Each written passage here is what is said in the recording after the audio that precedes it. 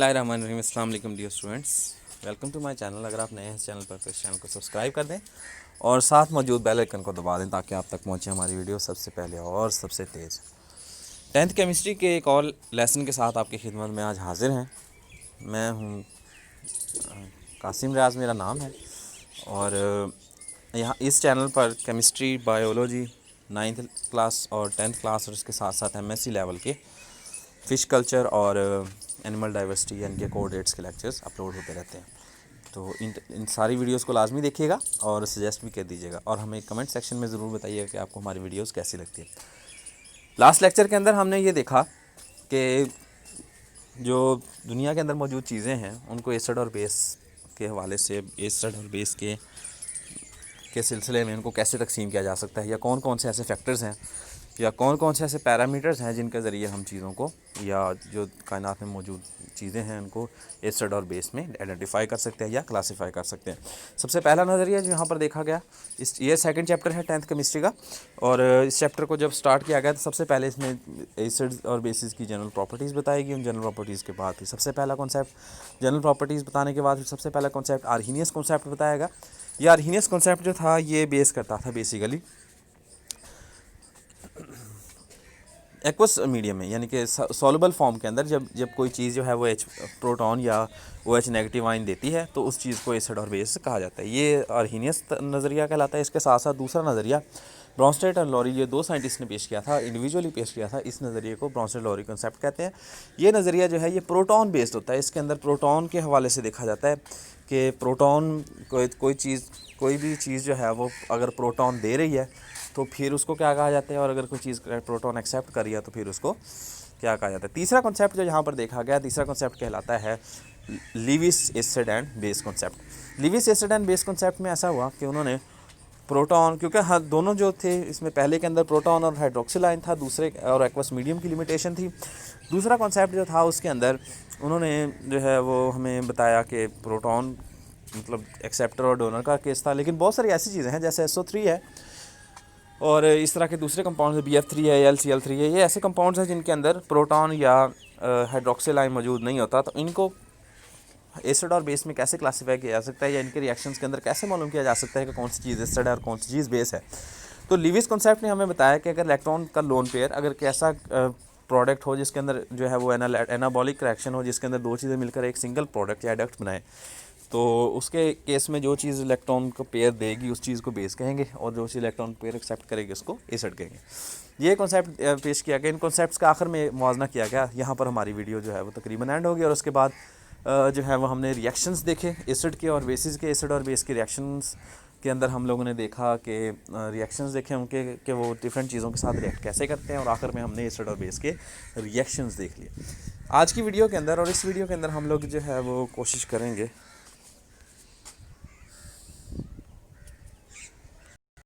और उससे पहले और सबसे लास्ट में फिर हम लोगों ने देखा कि मैदे की एसिडिटी या एसिडिटी को कैसे काबू किया जा सकता है, ये कैसे कंट्रोल किया जा सकता है।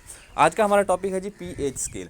अब एसिड और एसिडिटी और बेसिसिटी को कैलकुलेट करने के लिए या उसका आइडिया लगाने के लिए एक स्केल या एक पैरामीटर इस्तेमाल होता है, उसको pH स्केल कहते हैं। pH स्केल जो है ये बेसिकली प्रोटॉन कंसनट्रेशन को या प्रोटॉन कंसनट्रेशन के नेगेटिव लॉग को या नेगेटिव लॉग को जो है वो कहते हैं pH। अगर किसी चीज़ में pH ज़्यादा होगी तो नेगेटिव लॉग का मतलब ये होगा कि उस चीज़ में किसी चीज़ का नेगेटिव लॉग ऑफ H ज़्यादा हो, उसका मतलब यह है कि उसके अंदर H जो है उनकी तादाद आम से बहुत कम है। अगर उसमें जो है वो मतलब नेगेटिव लॉग की वैल्यू ज़्यादा हो, अगर नेगेटिव लॉग की वैल्यू कम हो इसका मतलब ये है कि उसके अंदर H कंसनट्रेशन जो है वो बहुत ज़्यादा हो। इसी तरीके से एक और पैरामीटर या एक और स्केल चलता है, उसको pOH स्केल कहते हैं। pH स्केल और pOH स्केल रिलेटिव एक दूसरे के रिलेटिव हैं और एक दूसरे से बहुत ज़्यादा मुमासलत रखते हैं, बल्कि ऐसे समझ लें कि एंटागोनिस्टिक हैं, एक दूसरे के बिल्कुल उलट काम करते हैं। जिस कंपाउंड के अंदर pH की वैल्यू ज़्यादा होगी वहाँ पर pOH की वैल्यू कम होगी। जिस कंपाउंड में pH की वैल्यू सबसे ज़्यादा होगी उनमें pOH की वैल्यू सबसे कम होगी, यानी कि ये एक दूसरे के उलट काम करते हैं। pH स्केल की बुनियाद खालिस पानी में हाइड्रोजन आयंस की कंसनट्रेशन है, यानी कि ये बेस ये यानी कि स्टैंडर्ड है जिसके अंदर हाइड्रोजन आयंस की कंसनट्रेशन जो है उसको एज अ स्टैंडर्ड यूज़ किया जाता है पानी के अंदर, खालिस पानी के अंदर। पानी एक कमज़ोर इलेक्ट्रोलाइट है। इलेक्ट्रोलाइट एक ऐसी चीज़ होती है जो कि जिसको जो है वो बिजली गुजारने पर वो अपने आयंस में तब्दील हो जाए या बिजली की मदद से तोड़ा जा सके, उस चीज़ को इलेक्ट्रोलाइट कहते हैं, क्योंकि ये बहुत कम आयोनाइज होता है। ये प्रोसेस ऑटो आयोनाइजेशन या सेल्फ आयोनाइजेशन कहलाता है, जिसमें पानी जो है वो तब्दील हो जाता है अपने आयंस H और OH में। यहाँ पर ये रिएक्शन दिखाया गया है, H2O can be converted into H positive and OH negative. इस रिएक्शन के लिए इक्विलिब्रियम कांस्टेंट के एक्सप्रेशन को इस तरह लिखा जा सकता है, Kc is equal to H plus concentration of H plus multiply by concentration of OH negative divided by concentration of H2O। चूँकि H2O की कंसनट्रेशन तकरीबन कांस्टेंट रखती है, ये इलेक्ट्रोलाइट जो है ये डिवाइड नहीं कर रहा है, तो आयंस बनने की कंसनट्रेशन बहुत कम होगी, तो और ओवरऑल भी जो पानी है वो बहुत ज़्यादा मिकदार में, तो इसकी कंसनट्रेशन को हम लोग नेगलेक्ट कर देते हैं, इसको यानी कि नज़रअंदाज कर देते हैं। तो एक हमारे पास नया कांस्टेंट रहती है, इसलिए इस मसावात को ऐसे भी लिखा जाता है। या दूसरे अल्फाज में H2O को जो नीचे डिवाइड हो रहा है इसको मल्टीप्लाई करके हम दूसरी साइड पे ले जाएंगे, तो ये KCH2O, KC concentration of H2O is equal to concentration of H positive and multiply by concentration of OH negative. Equilibrium को अब तक एक नया कांस्टेंट हासिल हो जाएगा जिसको KW कहेंगे।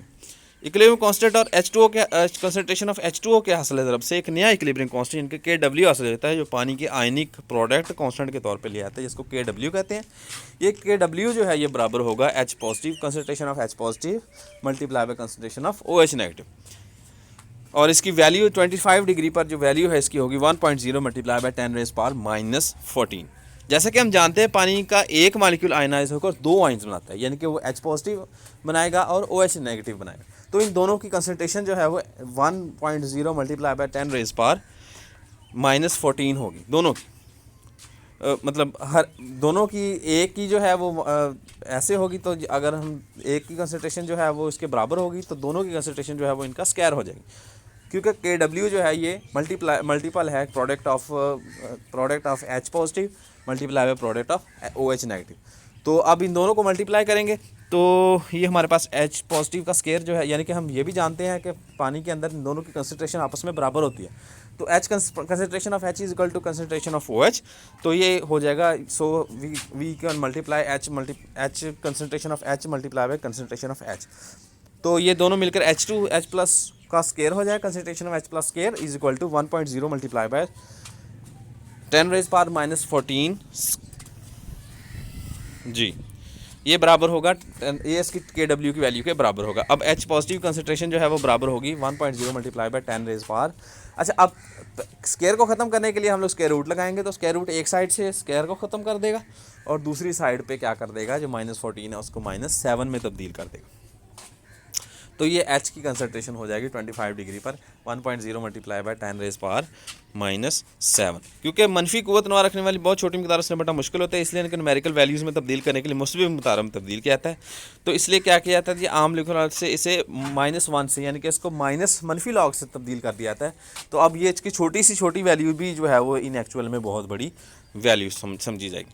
इसी अलामत से पहले P का मतलब है इसका मनफी लॉगरिथम, तो H, ये जो P है ये मनफी लॉगरिथम की निशानी है, पार की निशानी है, तो ये अगर H के साथ लगा दें तो ये मनफी log of H ion concentration है, जिसको pH कहते हैं। इसलिए pH का मतलब है हाइड्रोजन आयन की मोलर कंसनट्रेशन का मनफी या माइनस लॉगरिथम, नेगेटिव लॉगरिथम। जैसा कि pH जो है ये बराबर है minus log of concentration of H positive. इस तरह हाइड्रोजन आयन की मोलर कंसनट्रेशन के मुताबिक एक स्केल बन जाता है, इस स्केल बन जाती है जिसे pH स्केल कहते हैं। तो ये एक जो है वो स्टैंडर्ड कायम हो जाएगा जिसको pH स्केल कहेंगे, जो 0 से लेकर 14 तक होती है। इस स्केल के मुताबिक पानी की pH इस तरह मालूम की जा सकती है, pH is equal to minus log of concentration of H positive. तो minus log of H positive की कंसनट्रेशन जो है वो 1.0 मल्टीप्लाई 10⁻⁷ है। तो जब इसको हल करेंगे तो जवाब इसका 7 आ जाएगा। इसी तरीके से अगर वाटर की वैल्यू की OH वैल्यू मालूम करनी हो तो वो माइनस लॉग ऑफ OH जो है वो आ जाएगा, वो भी 1.0 मल्टीप्लाई 10⁻⁷ है एट 25 डिग्री। 25 डिग्री पे दोनों आयंस की कंसनट्रेशन जो है वो आपस में बराबर होती है, तो हमारे पास उसका भी जवाब 7 आ जाएगा। तो फिर pH जो है, pH प्लस POH जो है वो इज इक्वल टू हो जाए एट स्टैंडर्ड डिग्री टेम्परेचर जो है वो pH और POH इन दोनों को हम प्लस करेंगे तो हमारे पास जो प्रोडक्ट आएगा उसकी जो है वैल्यू 14 आएगी। तो ये हमेशा किसी भी चीज़ का जब भी हम pH मालूम करेंगे तो जो pH की वैल्यू होगी तो बाकी रिमेनिंग जो है वो 14 से होगा उसकी POH वैल्यू। अब ये देखें, ये दो टेबल्स हैं, pH और POH टेबल्स को यहाँ पर कंपैरेटिवली दिखाया गया है। इंतहाई एसिडिक चीज़ें जो होती हैं उनकी pH बहुत कम होती है, उनकी pH 1, 2 और 3 होती है, और जो इंतहाई बेसिक चीज़ें होती हैं उनकी pH जो है वो 13, 12, 11, 12 और 13 तक होती है, 13 तक होती है, ठीक है। इसी तरीके से जो न्यूट्रल चीज़ें हैं उनकी पीएच जो है वो पीएच और पीयूएच दोनों जो है वो 7 के करीब होती हैं। हमने पहले ये चीज़ अर्ज कर चुका हूँ कि कोई भी चीज़ जिसका पीएच वैल्यू ज़्यादा होगा, जैसे 11 है, 12 है या 13 है, तो उसका पीओएच वैल्यू जो है वो बहुत कम होगा। और जिस चीज़ की पीएच वैल्यू बिल्कुल 1, 2 और 3 पे होगी, उसका पीओएच वैल्यू जो है वो बहुत हाईएस्ट होगी। जी, न्यूट्रल सॉल्यूशन जो है उनकी पीएच हमेशा 7 होती है। एसिडिक सॉल्यूशन जो है उनकी पीएच 7 से हमेशा कम होती है और बेसिक सॉल्यूशन की पीएच 7 से ज़्यादा होती है। पीएच और पीओएच की वैल्यू हमेशा 0 से 14 तक की होती हैं, इससे एक्सीड नहीं करती। पीएच स्केल के इस्तेमाल, ये सॉल्यूशन कि एसटी क्या बेसिक नेचर मालूम करने के लिए इस्तेमाल होते हैं, जिससे पता चल सकता है कि जिस सोल्यूशन से हम डील कर रहे हैं। समटाइम्स ऐसे होता है सॉल्ट एनालिसिस के अंदर या कंपाउंड एनालिसिस के अंदर हमें एक ऐसा कंपाउंड लिक्विड फॉर्म के अंदर दिया जाता है जिसे हमने डिफरेंट केमिकल रिएक्शंस में इस्तेमाल करना है।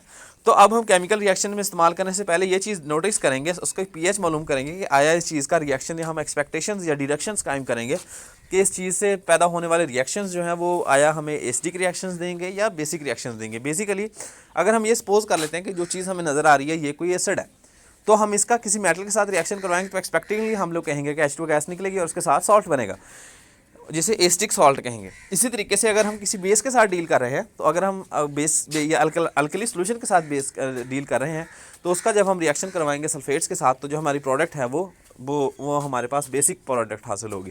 तो इन चीज़ों को हमें मद्देनज़र रखते हुए पहले पीएच मालूम कर लेंगे। अगर हम पीएच यूज़ कर लें तो इस पीएच से हमें आइडिया हो जाएगा कि हम किस किस्म के रिएक्शंस परफॉर्म कर पाते हैं और हम किस किस्म के आइडियाज़ जो हैं वो प्रेडिक्ट कर सकते हैं।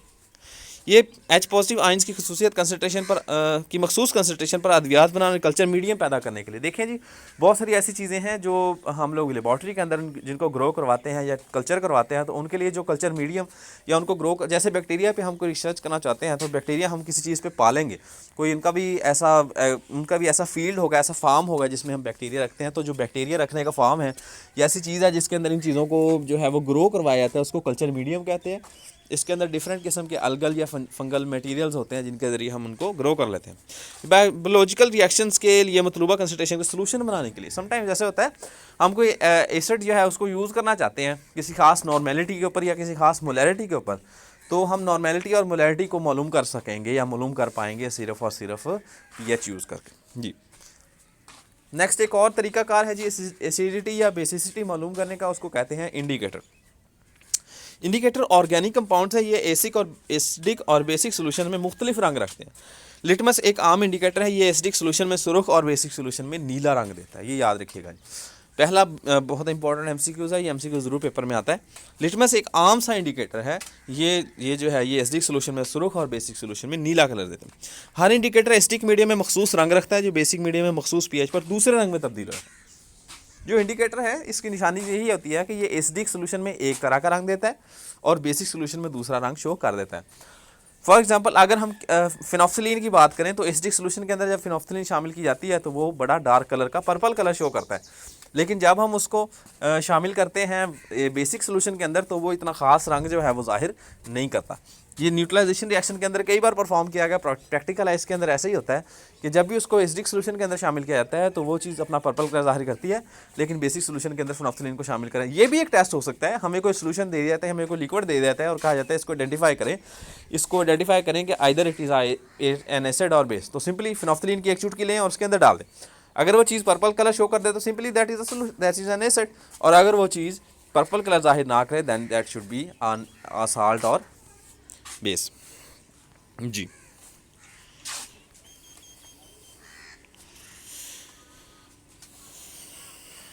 फिनॉक्सिलीन ताकतवर एसिड में एसिडिक सोल्यूशन में बेरंग और ताकतवर बेसिक सोल्यूशन में सुर्ख हो जाता है। तकरीबन 9 पीएच वाले सोल्यूशन में ये बेरंग होती है और पीएच 9 से ज़्यादा होगी तो इसका कलर जो है वो, ये देखें जी मिथाइल ऑरेंज है, इसका कलर जो है वो जाहिर हो रहा है आपको, और फिनॉक्सिलीन का भी जो इंडिकेशन है वो आपके सामने यहाँ पर जाहिर हो रही है। जी, फिनॉक्सिलीन जो है ये गहरे सुर्ख कलर में या पर्पल से सुर्ख की तरफ जाता है। जितनी एसिडिटी अपनी बेसिसिटी ज़्यादा होती जाएगी उतना उसका कलर डार्क होता जाए, जबकि जितनी एसिडिटी ज़्यादा होती जाएगी उसका कलर बेरंग जाहिर होगा। ये इंडिकेशन है, बड़ा क्लियर जो है ये पॉइंट है, इससे हमें पता चल सकता है कि चीज़ की वो इंडिकेट कैसे करते हैं। मिथाइल ऑरेंज जो है वो किस चीज़ पे करेगा, मिथाइल ऑरेंज जो है वो ताकतवर एसिडिक सोल्यूशन में कलर शो करेगा। लिटमस पेपर जो है वो भी कलर शो करेगा, लेकिन जो फिनोफ्थलीन है वो स्ट्रॉन्ग एसिड्स में जैसे HCl है, H2SO4 है या HNO3 है, इनके अंदर का अपना कलर जाहिर नहीं करेगा। एक सोल्यूशन की पीएच मालूम करना, अगर आपको ये क्वेश्चन आ जाता है कि एक सोल्यूशन की पीएच मालूम करके बताएं, तो उसके लिए डिफरेंट इंडिकेटर्स या डिफरेंट चीज़ें यूज़ की जा सकती हैं। पहली चीज़ है that is called as universal indicator. Universal indicator paper की तरह का एक मटेरियल होता है जी, पेपर स्ट्रिप्स की तरह की ये चीज़ होती है, और इसके साथ एक स्टैंडर्ड दिया जाता है, एक बॉक्स या एक डब्बी से दी जाती है। उस डब्बी के ऊपर पूरा स्केल लगा होता है, 1 से लेकर 14 तक जो नंबर हैं वो नंबर दिए होते हैं, और नंबर के साथ साथ कलर दिया जाता है। तो आपने क्या करना है, जो भी सोल्यूशन आपके सामने दिया गया आपने उसके अंदर उस यूनिवर्सल इंडिकेटर को डिप करना है और उससे हासिल होने वाले कलर को मैच कर लेना। जिस कलर के साथ वो मैच करेगा वही नंबर जो है वो सोल्यूशन की पीएच होगी। कुछ इंडिकेटर मिक्सचर की शक्ल में पाए जाते हैं। ये मिक्स्ड इंडिकेटर मुख्तलिफ रंग पीएच पर मुख्तलिफ रंग देते हैं, इसलिए सोल्यूशन की पीएच आमतौर पे जो यूनिवर्सल इंडिकेटर है यूज़ से पहले इसका कलर पेपर की तरह का होता है, जैसा पेपर होता है, मतलब हल्का सा क्रीम कलर का ये पेपर की तरह का होता है, या जैसे खाकी कागज़ होता है उस कलर का इसका कलर होता है। लेकिन जैसे जैसे हम इसको फिर यूज़ करेंगे, ये देखिए 7 या 6 और 7 के तकरीबन दरमियान में होता है। तो लेकिन जैसे ही हम इसी किसी सोल्यूशन में डीप करेंगे तो सोल्यूशन के कलर से क्या हो जाएगा, इसका कलर मैच कर जाएगा। किसी सोल्यूशन की पीएच मालूम करने के लिए इस सोल्यूशन में यूनिवर्सल इंडिकेटर का एक टुकड़ा डालकर बाहर निकालें और उसके बाद उसको ड्राई होने दें। ड्राई होने के बाद उसका कलर जो है उसको मैच किया जा सकता है। ये प्रैक्टिकल घर में भी किया जा सकता है।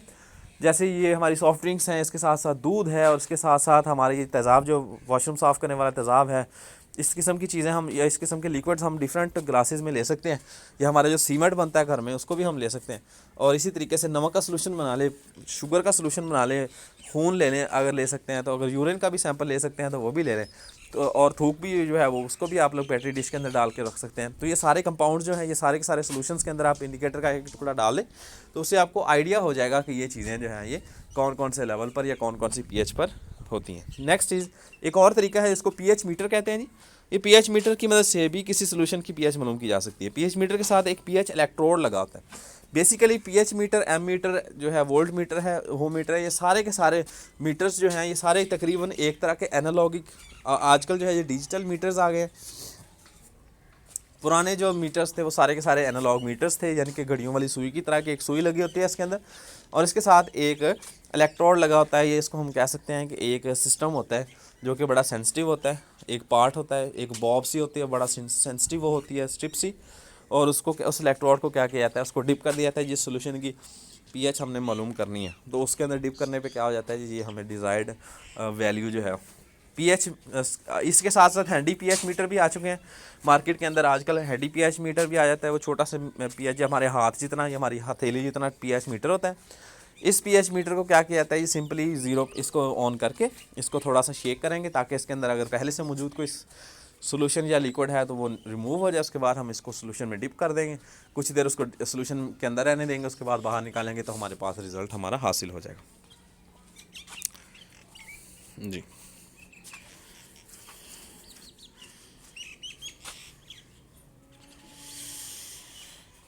ये यूनिवर्सल इंडिकेटर पेपर की निस्बत पीएच मालूम करने का ज़्यादा बेहतर और आसान तरीका है, क्योंकि ये पीएच मीटर है ये काफ़ी, अगर डिजिटल है तो वो पॉइंट्स में भी वैल्यू आपके पास दे देगा और बड़ा एग्जैक्ट वैल्यू देगा, रादर कि आप लोग इंडिकेटर से, क्योंकि कलर ब्लाइंड पर्सन के लिए तो बड़ा मुश्किल होता है कि वो कलर्स को डिफ्रेंशिएट कर सके। मिसाल नंबर 10/2 देखें। इसमें हाइड्रोक्लोरिक एसिड का सोल्यूशन जो है वो 0.01 मोलैरिटी पे है। इसकी पीएच क्या होगी। हाइड्रोक्लोरिक एसिड एक ताकतवर एसिड है, इसलिए मुकम्मल तौर पर आयनाइज हो जाता है। HCl जो है वो can be converted into H positive and Cl negative. बस इसका सोल्यूशन भी 0.01 मोलर H पॉजिटिव आयन पर मुश्तमिल होता है। बस H पॉजिटिव आयन की कंसंट्रेशन जो है वो 10⁻²। ये 10⁻² हमने 0.01 मोलर से हासिल किया। तो ये pH जो है ये -10 log of concentration of H positive है। तो H पॉजिटिव आइंस की वैल्यू ऊपर वाली वैल्यू में दर्ज करने से क्या हो जाएगा, हमारे पास 10⁻² जो है उसकी माइनस लॉग वैल्यू जो है वो 2 होगी। 10⁻3 देखें जी। KOH के 0.001 मोलर सोल्यूशन की pH और POH वैल्यू मालूम करें कि KOH can be converted into K positive and OH negative. तो इसकी वैल्यू जो है वो भी इनके तकरीबन ऑलमोस्ट बराबर होगी। तो ये PO जो है वो OH की कंसंट्रेशन जो है वो OH नेगेटिव कंसंट्रेशन 0.001 मोलर के बराबर है, यानी कि 10⁻3 मोलरिटी के मोलर के बराबर है। तो ये PH is equal to POH जो है वो इसकी पहले हम POH निकालेंगे वैल्यू, क्योंकि यहाँ पर pH तो है ही नहीं। pH मालूम करने के लिए हमारे पास H आयन का होना ज़रूरी है। यहाँ पर H आयन नहीं है तो हम POH आयन मालूम करेंगे, क्योंकि OH आयन यहाँ पर दिया गया। तो POH जो है वो POH बराबर है -log(-3) -log(10⁻³ तो इसकी वैल्यू 3 आ जाएगी। तो 14 में से हम 3 माइनस करेंगे तो हमारे पास 11 वैल्यू आ जाएगी, जो कि pH। मिसाल 10 या 4 देखें जी, 0.01 मोलर सल्फ्यूरिक एसिड की pH मालूम करें। अब H2SO4 में सल्फ्यूरिक एसिड की सबसे पहले हमें मालूम करने पड़ेंगे कि ये H आयन कितने देता है। तो H आयन मालूम करने के लिए H पॉजिटिव जो है उसकी वैल्यू को, जो भी इसकी कंसनट्रेशन दी हुई है, उस कंसनट्रेशन को मल्टीप्लाई करेंगे 2 के साथ, क्योंकि H2SO4 जो है ये 2 हाइड्रोजन आयन देता है। तो ये 2 मल्टीप्लाई बाय 10⁻² मोलर जो है इसकी वैल्यू आ जाएगी। तो ये 2⁻² जो है इसमें फिर होगा क्या, बाद में क्या होगा, ये pH की वैल्यू जो है वो कैसे हासिल होगी। हाइड्रोजन आयन की कंसंट्रेशन जो है वो माइनस को हम बाहर रखेंगे तो -log, अच्छा ये देखें जी यहाँ पर क्या हो रहा है, -log(2 मल्टीप्लाई बाय 10⁻²), इसको क्या होगा जी, अब ये माइनस हम अगर बाहर निकालेंगे तो ये log अंदर चला जाएगा, तो log(2 प्लस log(10⁻²) हो जाएगा। फिर इसको हम जो इसको माइनस से मल्टीप्लाई करेंगे सबको, तो -log(2 -log(10⁻² हो जाएगा। तो ये हो जाएगा 10⁻² जो है 2 के बराबर है, 2 माइनस log(2) हो जाएगा। तो ये log(2) जो है वो तकरीबन बराबर है 0.3 के। तो pH बराबर हो जाएगा 2 - 0.3 यानी कि 1.7 के। जी, इसके बाद है जी एनालिटिक्स के काम करने का दायरा का। एनालिटिकल केमिस्ट जो है ये अशिया की क्वालिटी मकदार करते हैं, अशिया की शनाख्त करते हैं। एनालिटिक्स जितने भी तजिए किए जाते हैं डिफरेंट चीज़ों के, तो उनके तजियों के अंदर क्या चीज़ देखी जाती है, उनकी एनालिटिकल प्रॉपर्टीज़ देखी जाती है। मसलन पानी का सैंपल करवाते हैं हम, यूरिन का सैंपल करवाते हैं हम, मिट्टी का सैंपल करवाते हैं। तो जो भी सैंपल हम करवाते हैं तो उस सैंपल की जो प्रॉपर्टीज़ हैं वो देखी जाती हैं बाय यूजिंग द जिस एनालिटिकल केमिस्ट जो हैं, इनका काम कैलिब्रेशन से मुतसिल होता है, और इनका काम जो है ये कैलिब्रेशन से या मेजरमेंट से होता है। मसलन हम ये देखना चाहते हैं कि जी किस चीज़ की परफॉर्मेंस ज़्यादा बेहतर है, कौन सी ज़मीन ज़्यादा फेवरेबल है, तो ये फिजिबिलिटी और जो फेवरिज्म है ये कौन सी चीज़ देंगे हमें, ये एनालिटिकल केमिस्ट देंगे। सॉल्ट्स आयनिक कंपाउंड है जो आमतौर पर एसिड और बेस की न्यूट्रलाइजेशन से बनते हैं। सॉल्ट पॉजिटिव केटाइन और नेगेटिव एनाइन से मिलकर बनते हैं।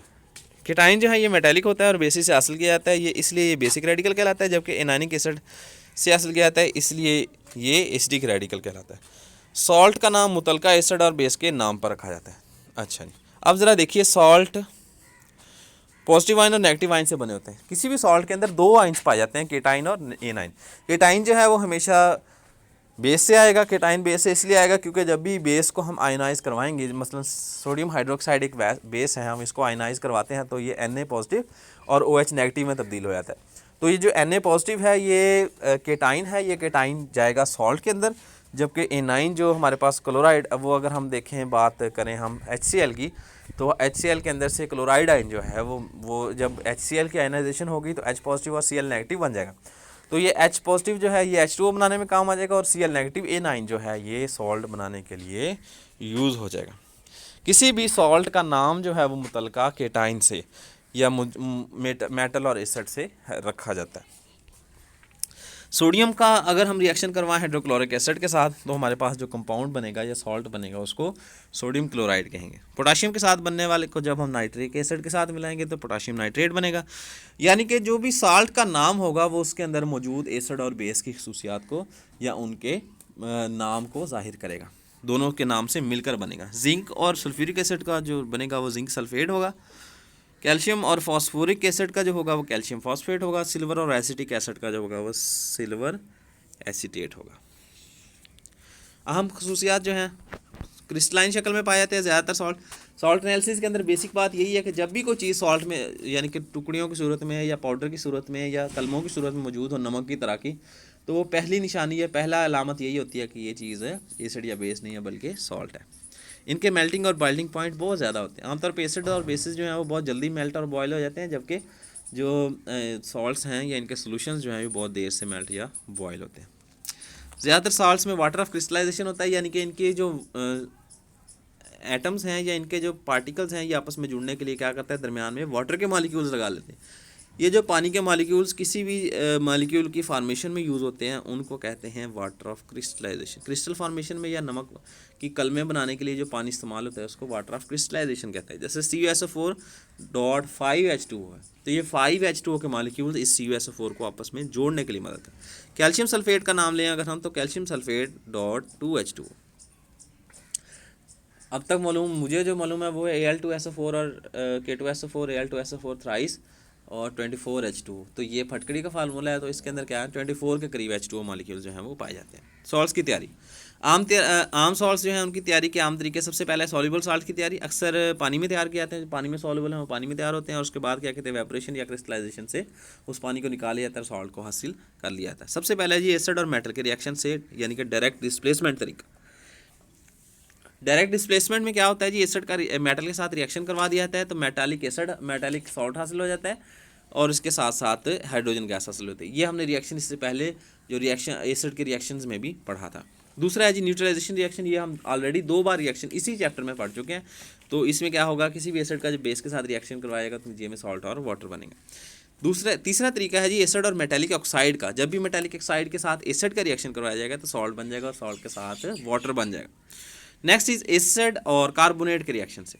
जब भी हम एसिड का कार्बोनेट के साथ रिएक्शन कराएंगे कि सोडियम नाइट्रेट बन जाएगा और उसके साथ कार्बन डाइऑक्साइड और पानी खारिज हो जाएगा। इनसॉल्युबल यानी कि वाटर सॉल्युबल जो ना हो उनकी तैयारी के लिए 2 सॉल्यूशंस को आपस में मिलाया जाता है। रिएक्शन के दौरान आयंस का तबादला होता है, सब्स्टिट्यूशन होती है और 2 नए सॉल्ट बन जाते हैं। उनमें से एक जो है वो पानी में हल रहा है, वो सोल्यूशन में हल रह जाएगा, और दूसरा जो है वो प्रेसिपिटेट आउट हो जाएगा, यानी कि पुट के लिए मान के बाहर आ जाएगा। जैसे सिल्वर नाइट्रेट का जब हम सोडियम क्लोराइड के साथ, सॉल्युबल सोडियम क्लोराइड के साथ सिल्वर नाइट्रेट का रिएक्शन करवाएंगे तो सिल्वर क्लोराइड बन जाएगा और उसके साथ साथ सोडियम नाइट्रेट बन जाएगा। इसी तरीके से सोडियम कार्बोनेट का जब हम कॉपर सल्फेट के साथ रिएक्शन करवाएंगे तो कॉपर कार्बोनेट बन जाएगा, कॉपर कार्बोनेट बन जाएगा और सोडियम सल्फेट बन जाएगा। सॉल्ट की अक़साम ये ALP में शामिल नहीं है, इसलिए हम लोग इसको यहाँ पर नहीं कर रहे हैं। आखिर पे आएंगे हम सॉल्ट के इस्तेमालात पे। सबसे पहले ही सोडियम क्लोराइड। ये सॉल्ट टेबल सॉल्ट के तौर पर खाने में इस्तेमाल होता है। सर्दियों में सड़कों में बर्फ़ ख़त्म करने के लिए सोडियम मेटल कास्टिक सोडा और वाशिंग सोडा की, यानी कि मुख्तलिफ़ किस्म की तैयारियों में इस्तेमाल है। सोडियम कार्बोनेट या सोडा ऐश, ये ग्लास डिटर्जेंट्स, पेपर और दूसरे केमिकल्स की तैयारी में सोडियम कार्बोनेट इस्तेमाल होता है। Sodium carbonate, washing soda. अब इसमें क्या फ़र्क है जी वाटर ऑफ क्रिस्टलाइजेशन का, जिसमें वाटर ऑफ क्रिस्टलाइजेशन ज़्यादा होगा, यानी कि वो ठोस हालत में होगा, वो सोडियम कार्बोनेट वाशिंग सोडा कहलाएगा। जबकि जो जिसमें से पानी नहीं होगा, बिल्कुल ही वो राख की सूरत में या पाउडर, ब्लैक पाउडर होगा, उसको सोडा ऐश कहेंगे। ये वाशिंग सोडा जो है ये धोबी सोडा कहलाता है। ये घरों और संतों में सफाई के लिए इस्तेमाल होता है। पानी को हल्का करने केमिकल जैसे कास्टिक सोडा, बोरैक्स, ग्लास, साबुन और पेपर की तैयारी में भी ये कंपाउंड इस्तेमाल होता है। सोडियम सल्फेट की बात करें तो ये ग्लास, पेपर और डिटर्जेंट्स की तैयारी में इस्तेमाल होता है। सोडियम सिलिकेट की बात करें तो ये डिटर्जेंट्स की तैयारी, सफाई के एजेंट्स और एडिसिव यानी कि जो गम्स वगैरह होती हैं उनकी तैयारी में सोडियम सिलिकेट इस्तेमाल होता है, क्योंकि इसके अंदर सिलिकॉन होता है। तो ये सिलिकॉन जो है ये आजकल बहुत ज़्यादा यूज़ हो रहा है, तो वो बेसिकली तैयार सोडियम सिलिकेट से किया जाता है। Next sodium chlorate. ये धमाका खेज अशिया, प्लास्टिक और दूसरे केमिकल बनाने के इस्तेमाल होता है। आगे जी सोडियम टेट्राबोरेट। ये हीट रेजिस्टेंट ग्लास, पायरेक्स तैयार करने के लिए, ग्लेजेस तैयार करने के लिए और एनामल की तैयारी के लिए। एनामल यानी कि वो जिसको आग नहीं पकड़ती, एनामल ऐसा पेंट। लेदर इंडस्ट्री में चमड़े को साफ़ करने के लिए भी सोडियम टेट्राबोरेट इस्तेमाल होता है। आगे कैल्शियम क्लोराइड। ये सर्दियों में सड़क से बर्फ़ हटाने के लिए, क्लोराइड जो है ये ज़्यादातर सड़कों से बर्फ़ हटाने के लिए इस्तेमाल होते हैं। केमिकल एजेंट्स में बतौर ड्राइंग एजेंट इस्तेमाल होता है और ये फ्रीजिंग एजेंट के तौर पे काम भी करता है। कैल्शियम ऑक्साइड गैसेज और अल्कोहल में बतौर ड्राइंग एजेंट इस्तेमाल होता है। स्टील बनाने के लिए पानी की ट्रीटमेंट और दूसरे केमिकल जैसे कि slaked lime, bleaching powder, calcium carbide वगैरह बनाने के इस्तेमाल होता है। इसके साथ साथ चीनी साफ़ करने के इस्तेमाल होता है। कैल्शियम ऑक्साइड और सोडियम हाइड्रोक्साइड का मिक्सचर जो सोडा लाइम कहलाता है, कार्बन डाइऑक्साइड और पानी के बुखारात निकालने के लिए इस्तेमाल होता है। नेक्स्ट है हमारे पास calcium sulphate. Calcium sulphate gypsum को बतौर फर्टिलाइज़र और प्लास्टर ऑफ पेरिस बनाने के लिए इस्तेमाल किया जाता है, जो कि मुजस्मे, सांचे वगैरह बनाने के लिए कैल्शियम सल्फेट इस्तेमाल किया जाता है। और नेक्स्ट है हमारे पास पोटाशियम नाइट्रेट। ये फर्टिलाइज़र्स के तौर पर और फ्लिंट ग्लास की तैयारी में इस्तेमाल होता है। न्यूट्रलाइजेशन रिएक्शन यहाँ पर दिखाया गया है जी। डिफरेंट सॉल्ट्स और एसिड और बेस दिखाए गए हैं, उनके लिए बनने वाले सॉल्ट्स दिखाए गए हैं। HCl + NaOH, तो NaCl और H2O बन जाएगा। H2SO4 का जब हम 2NaOH के साथ रिएक्शन कराएंगे तो Na2SO4 और H2O बन जाएगा। CH3COOH को जब हम NaOH के साथ रिएक्शन करवाएंगे तो CH3COONA और H2O बन जाएंगे। खुराक में प्रिजर्वेटिव्स यानी कि जो गलने सड़ने से महफूज करते हैं। खुराक को गलने सड़ने से महफूज करने के इस्तेमाल होने केमिकल्स जो है प्रिजर्वेटिव्स कहलाते हैं। खुराक के गलने सड़ने की वजह माइक्रोबियल रिएक्शंस या केमिकल रिएक्शंस हो सकते हैं, इसलिए प्रिजर्वेटिव एंटी माइक्रोबियल, एंटीऑक्सीडेंट या दोनों के तौर पर काम करते हैं। खुराक को ट्रांसपोर्टेशन और स्टोरेज के दौरान लंबे अरसे के लिए, जाहिर है जब सफ़र के लिए जाते हैं हम लोग को, कई सारी ऐसी जगह हैं जहाँ पर खुराक नहीं अवेलेबल होती, तो वहाँ पर कैंड फूड को यूज़ किया जाता है या इंस्टेंट फूड के तौर पर, या कभी ऐसे हम लोग यूज़ करना चाहते हैं, घरों में नहीं बनाना चाहते, तो तैयारशुदा खाना जो हम लेके आते हैं, जो पहले से बना हुआ खाना जिसको कहते हैं रेडी टू ईट, जिसको सिर्फ गर्म करके खाना होता है, तो वो प्रिजर्वेटिव्स के तौर पे, प्रिजर्वेटिव्स के ज़रिए ही जो है वो स्टोर किया जाता है। कुदरती प्रिजर्वेटिव्स में नमक, चीनी, अल्कोहल, सिरका वगैरह हैं। ये खुराक में बैक्टीरिया की नशोमा पर काबू पा लेते हैं। ये गोश्त, मछली वगैरह को महफूज करने के लिए इस्तेमाल किए जाते हैं। एसिड रेन की अगर हम बात करें तो बारिश के पानी हवा में मौजूद एसिडिक पॉल्यूटेंट्स जैसे सल्फर, नाइट्रोजन के ऑक्साइड के हल होने से एसिड रेन बनाती हैं। नतीजतन बारिश के पानी की pH कम हो जाती है, एसिडिक बन जाता है। ये जब ये एसिड रेन बरसती है तो ये जानवरों, पौधों, इमारतों और ज़मीनों को नुकसान पहुंचाती है। इमारतों को नुकसान ऐसे पहुंचाती है कि उनकी बैरूनी परत को जो है ये क्या है, कमज़ोर करना शुरू कर देती है। इस चैप्टर के अंदर हमने देखा अरीनेस तस्वर के मुताबिक एसिड्स को सोल्यूशन में H पॉजिटिव आयन, जबकि बेसिस एक्वा सोल्यूशन में OH नेगेटिव आयन देते हैं। ब्रॉन्स्टन-लॉरी के मुताबिक एसिड प्रोटॉन देते हैं और बेसिस प्रोटॉन कबूल करते हैं, इसलिए ये तस्वरात नॉन एक्वा सोल्यूशन पर भी कामयाब है। उस पहले से बेहतर है लेकिन कंप्लीट नहीं है।